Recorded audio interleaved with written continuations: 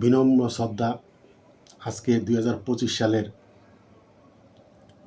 16ই জুলাই গোপালগঞ্জে যে ন্যাক্কারজনকভাবে বাংলাদেশ আওয়ামী লীগের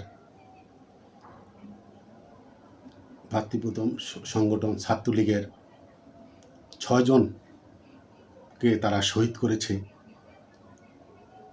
এই জুলাই পরবর্তী এই অবৈধ সরকার তাদের যারা শহীদ হয়েছে তাদের প্রতি আমার বিমুগ্ধ শ্রদ্ধা জানিয়ে আমি কয়েকটি কথা বলতে চাই।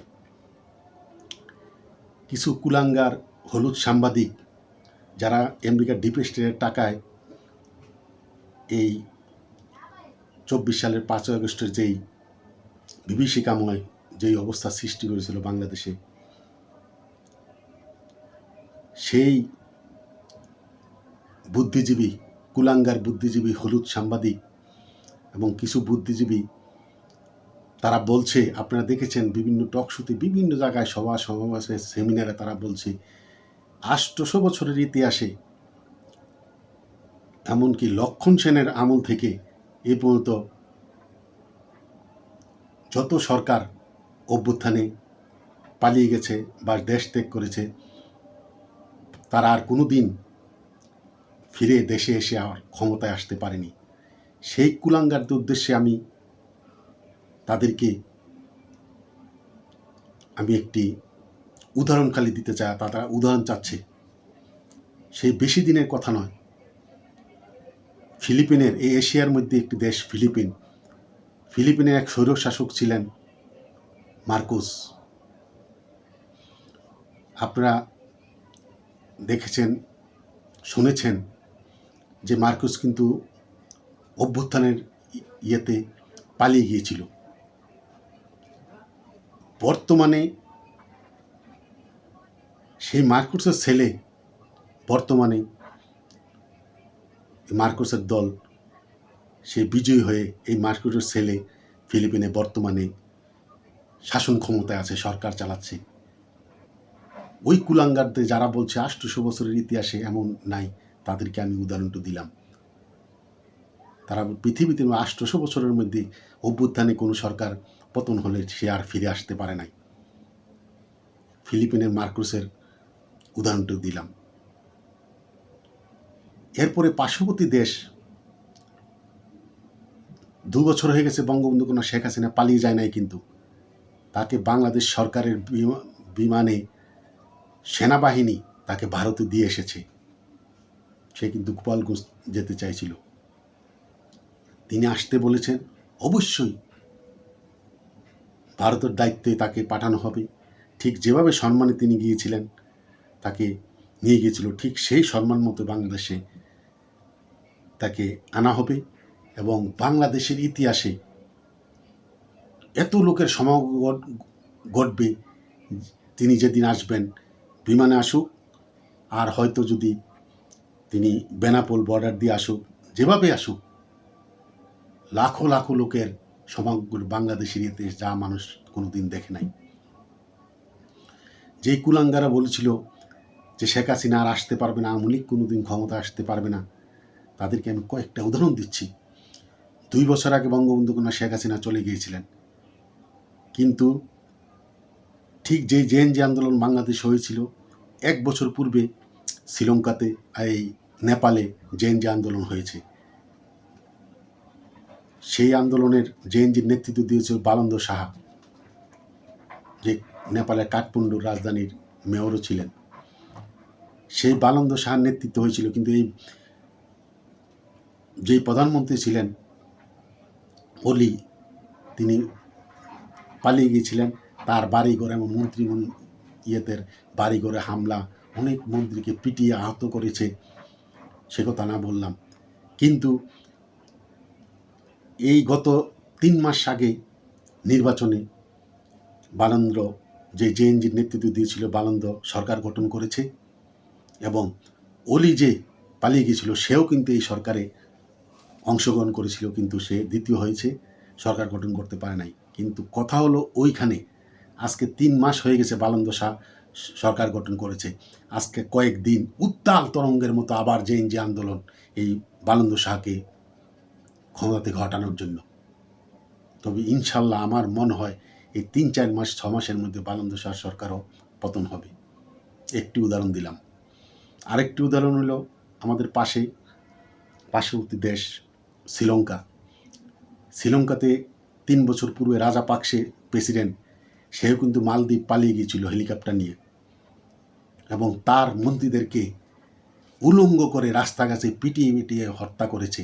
আপনারা দেখেছেন দৃশ্য মিডিয়াতে। কিন্তু গত 1 বছর আগে শ্রীলঙ্কাতে যে নির্বাচন হয়েছিল, সেই নির্বাচনে এই রাজাপাকসে কিন্তু অংশগ্রহণ করেছিল। তার ছেলেও কিন্তু ওই দলের, তার ছেলের নেতৃত্বে ওই দল হয়তো চতুর্থ হয়েছে নির্বাচনে, কিন্তু তারা কিন্তু শ্রীলঙ্কাতে আপাতত আছে। তো যেই কুলাঙ্গাররা বলে গণ অভ্যুত্থানের পর চলে যায়, সে আর ওই দেশে আসতে পারে না। তাদেরকে আমি এই 3টে উদাহরণ দিলাম। আর ফিলিপিনে তো মার্কোস পালিয়ে গিয়েছিল, সে তার ছেলে এখন ওই দেশের প্রধানমন্ত্রী, প্রেসিডেন্ট। যাক, সেদিকে আমি যারা এই কুলাঙ্গারা বলছিল তাদেরকে আমি এই জবাবটা দিলাম। আর ছাত্র আন্দোলন থেকে বাংলাদেশ আওয়ামী লীগের বঙ্গবন্ধু কন্যা শেখ হাসিনাকে কিন্তু সে নিজে আসবে না। সারা বাংলাদেশের এমন একটা অবস্থা সৃষ্টি হয়েছে, আপনারা যারা দেশের বিভিন্ন জায়গায় ঘোরাফেরা করেন, মিডিয়াতে দেখছেন, সারা বাংলাদেশে একটি কথা এখন সবার মুখে মুখে, আগেই ভালো ছিলাম। আর আরেকটি কথা, শেখের বেটি ছাড়া এই দেশ কেউ পরিচালনা করতে পারবে না। টেকনাফ হতে তেঁতুলিয়া, কুয়াকাটা হইতে জাফলং, বাংলাদেশের প্রতিটি আনাচে কানাচে শুধু এখন একটি কথা, শেখ হাসিনা আসুক, বাংলাদেশের দায়িত্ব নেয়, তাকে ছাড়া এই দেশ চলতে পারে না। সারা দেশে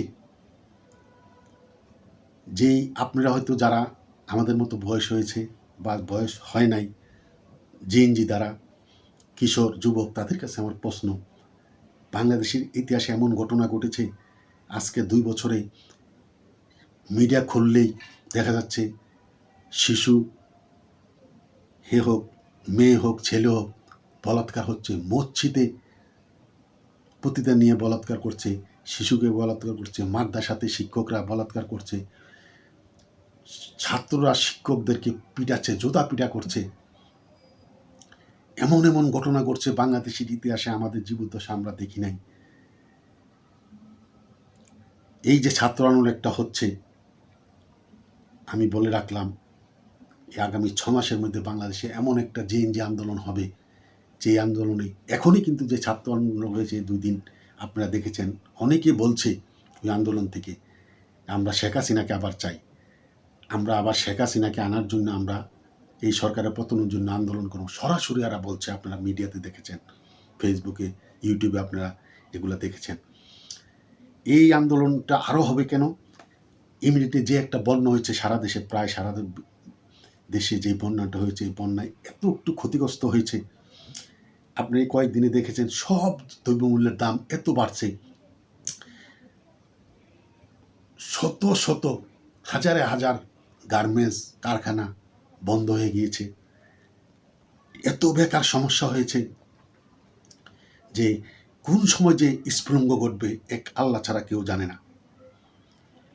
গ্যাসের সমস্যা, বিদ্যুতের সমস্যা, ওয়াসার পানির সমস্যা, খাদ্যদ্রব্যের ঊর্ধ্বগতি, এই বিভিন্ন কারণে এমন একটি বিস্ফোরণ ঘটবে বাংলাদেশে, আন্দোলন যে হবে, আমি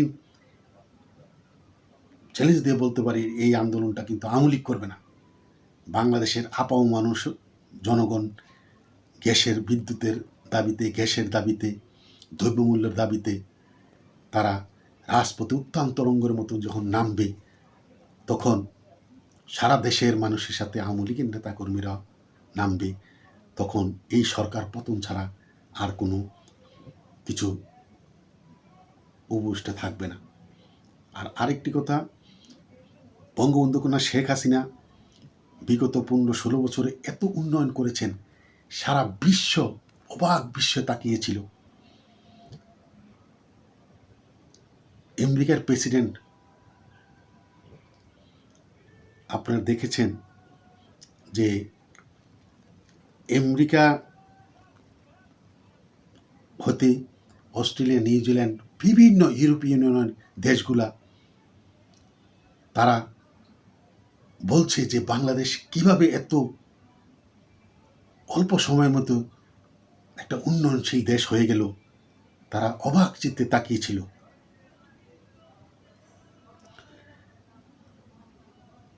বাংলাদেশের যে উন্নয়নগুলো হয়েছে, আমি এই সরকারকে সম্বন্ধে আমি বলতে চাই যে এই যে উন্নয়নগুলো হয়েছে এগুলার কি গোছা মাজা করে এগুলার যে রিপেয়ারিং কোর্সগুলো করতে ওই সরকার 5 বছরে পারবে না।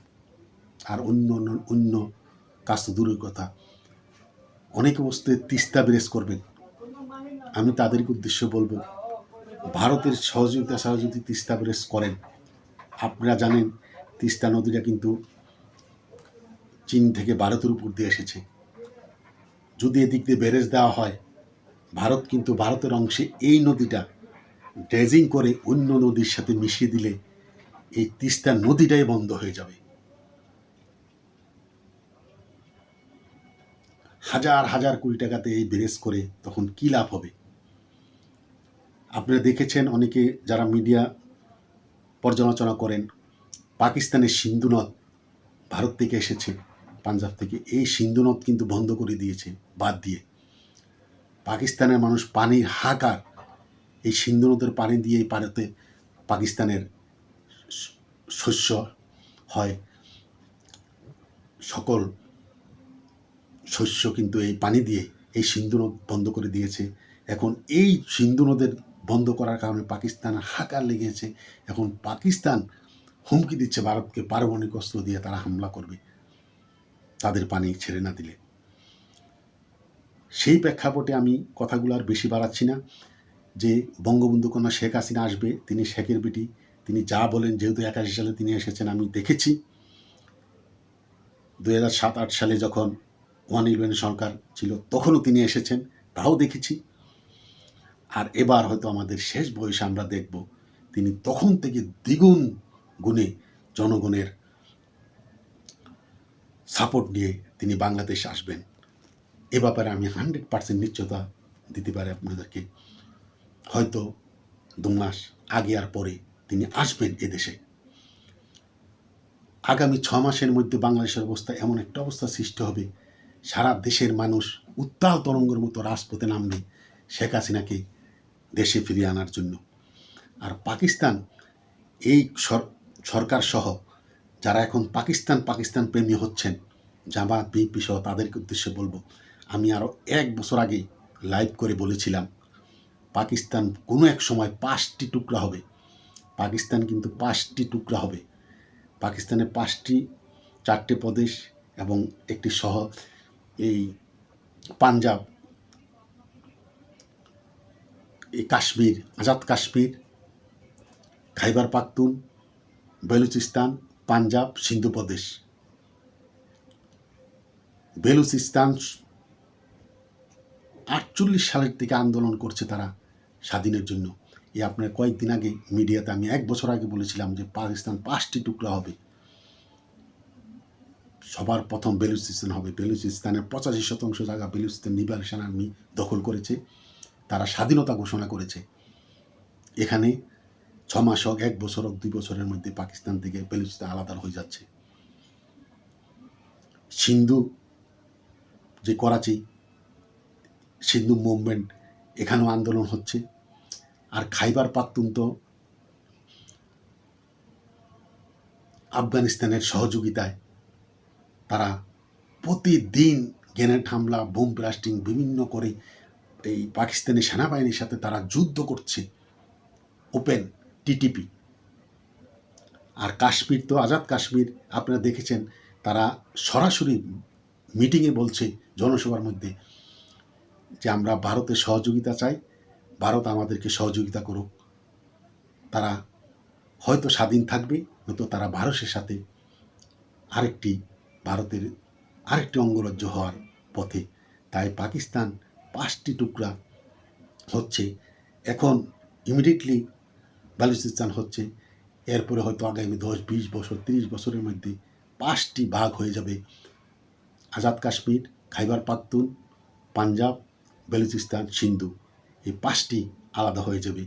এই পাকিস্তানিরা হাজার হাজার গালফ কান্ট্রির মধ্যে দেখেছেন সৌদি আরব সহ দুবাই, তারা ভিক্ষা করছে হাজার হাজার, একমাত্র সৌদি আরব থেকে 5,000 ভিক্ষুককে পাঠানো হয়েছে।